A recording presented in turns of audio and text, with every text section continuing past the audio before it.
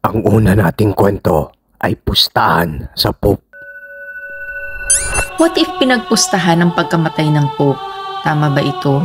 Nung una ko tong mabasa, na-shock din ako. May mga tao pa rin palang ganito. Ang storya natin ngayong gabi ay galing kay alias Kate. Itatago natin ang tunay na pangalan niya dahil sensitibo ang impormasyon na sinulat niya. Parte si Senior Agent Kate ng NBI Cybercrime sa Cebu. Sulat niya sa amin, nagsimula po ang lahat sa isang ni-raid nila na pogo sa Compostela, Cebu. Alam niyo naman na bawal na ang pogo dito sa atin, kaya tinutugis namin ang iilan pang pogo na nagtatago. Isa na dito ang isang pogo sa Cebu na hindi ko na lang din babanggitin ng pangalan. Kala ko naman normal lang na operasyon ito. Pagkatapos namin posasan lahat ng mga suspects, chinek ko ang computers nila. At dito na ako nabigla sa ginagawa nilang estilo o modus. Nag-ooperate pala sila ng isang website ng mga pustahan. Marami namang gumagawa nito sa Pogo, pero hindi kinaya ng sikmura ko ang ginagawa nila. Last month, pinagpupustahan nila kung anong araw raw mamamatay si Pope Francis. At nung namatay na nga si Pope, ang sumunod naman nilang pinagpustahan ay kung sino ang papalit dito. Bilang isang debotong Katoliko, maling-mali ito para sa akin. Napakabastos. At isa pa, nagluluksa pa ang mga tao sa pagkawala ni Pope. Ako nga pala si Nex ng Book of Bad Ideas. Kung mahilig ka sa twisted stories, follow ka na sa amin. Nagulat at nagalit din ang mga ibang NBI agents nang makita nila ito. Isa na dito si Agent Chris Nixon. Matagal ko ng partner ito sa NBI. Bulong nito sa akin, "Ano Kate, gusto mo ba tuluyan na natin ang mga Chinese na to? Madali lang naman sabihin na nalaban sila." Nang marinig ko ito, parang gusto kong sabihin kay Chris na, "Sige." Pero bilang Kristiyano, hindi naman ito tama. Sabi nga, ang isang pagkakamali ay hindi maitutuwid ng isa pang pagkakamali. At bilang NBI agents, dapat ay ehemplo tayo sa lipunan.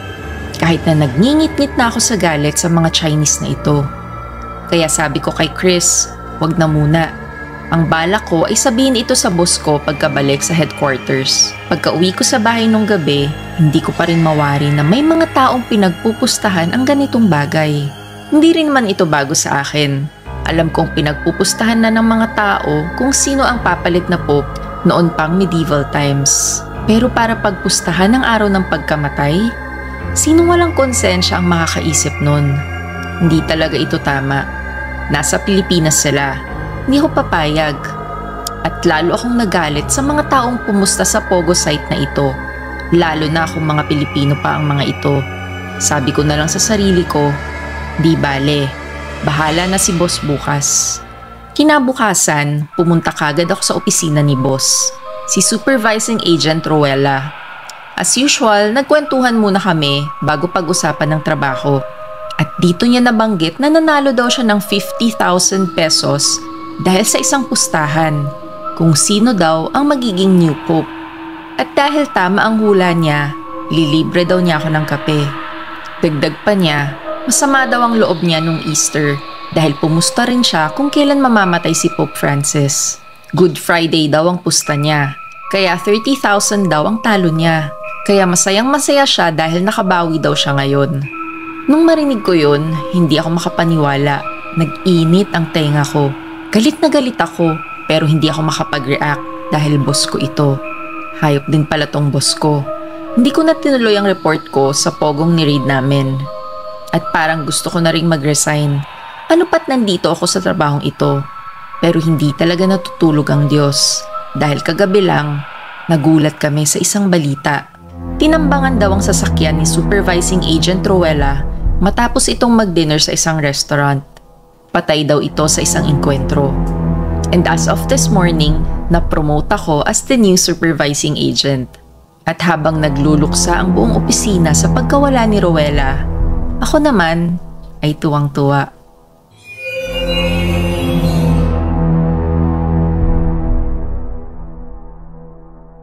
Ang pangalawa nating kwento ay ang naglahong classmate.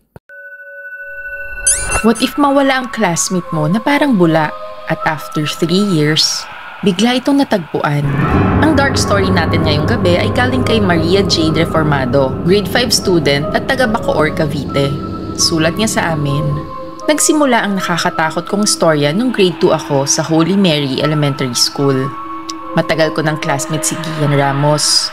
Mula nursery pa kami magkaklase. Kapitbahay ko din siya, pero isang araw, bigla na lang itong hindi pumasok at nawala. Nagkagulo ang buong school namin, pati ng buong bayan dahil sa pagkawala ni Gian. Sabi ng mama niyang si Hazel, huli daw niyang nakita si Gian nung hinatid niya ito sa school. Pero pag-check ng CCTV, wala namang Gian na nakita. Ako nga pala si Nix ng Book of Bad Ideas at kung mahilig ka sa twisted stories, follow ka na sa amin. Isa itong palaisipan para sa mga pulis. Matagal rin silang naghanap kay Gian pero hindi talaga nila ito makita. Ang sabi ng iba kong mga classmates, baka biktima daw si Gian ng white van. Madalas raw kasing nakikita ang isang white van sa labas ng school, kaya baka dinukot daw ito at kinuha ang mga organs. Ilang taon nang lumipas at mukhang nakalimutan na ang kaso ni Gian. Pero ako, hindi ko siya nakakalimutan dahil tuwing nakikita ko ang bahay nila, naiisip ko siya. Naawa din ako sa mama niya na kinain na ng kalungkutan dahil sa pagkawala ni Gian. Only child lang kasi siya. Makalipas ang 3 taon, March 6, alas 8 ng gabi. Nagulat kaming lahat sa bahay nang kumatok ang mama ni Gian na si Aling Hazel. Aligaga si Aling Hazel at hindi mapakali. Namumutla ito, parang nakakita ng multo. Pinapasok siya ni mommy at daddy at binigyan ng tubig para kumalma. Tinanong siya ni daddy kung bakit siya natataranta at nagsimula ng magkwento si Aling Hazel. Nagpaparamdam raw si Gian sa kanya. Kahit saan daw siya pumunta sa loob ng bahay, sumusunod ito. Tinatawag siya ng paulit-ulit. Mama, Mama. Takot na takot raw siya sa multo ng kanyang anak.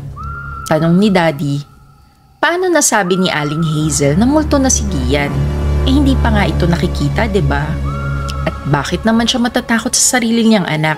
Hindi ba dapat matuwa pa siya dahil binibisita siya nito?